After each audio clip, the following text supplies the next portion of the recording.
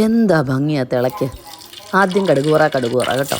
കടുകിട്ട് കരിയാപ്പിലയിട്ട് ഇഞ്ചി വെളുത്തുള്ളി പേസ്റ്റ് ഇട്ട് നന്നായിട്ട് അതങ്ങോട്ട് മൂത്ത് വരുമ്പോഴത്തേക്ക് 2-3 സ്പൂൺ നന്നായിട്ട് മുളക് പൊടി അങ്ങോട്ട് ഇടുക.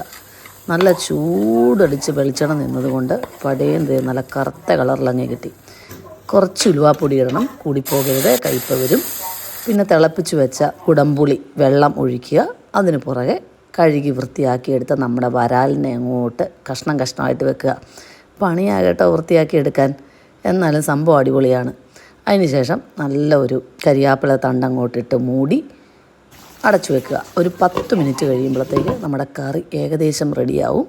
ഒന്ന് ഉപ്പും മുളകൊക്കെ നോക്കി പുളിയുടെ പാകവും കൂടെ ഒക്കെ നോക്കിയുണ്ടല്ലോ, തുറന്നപ്പോഴത്തേക്ക് നല്ല കറുത്ത് കുറുകിയ കറി അടിപൊളിയാണ് കേട്ടോ. കപ്പയുടെ കൂടെ ഒരു രക്ഷയില്ല. എന്തായാലും റെസിപ്പി സേവ് ചെയ്ത് വെച്ചോ, ഏത് ഫിഷും നമുക്കിതുപോലെ ഉണ്ടാക്കാം.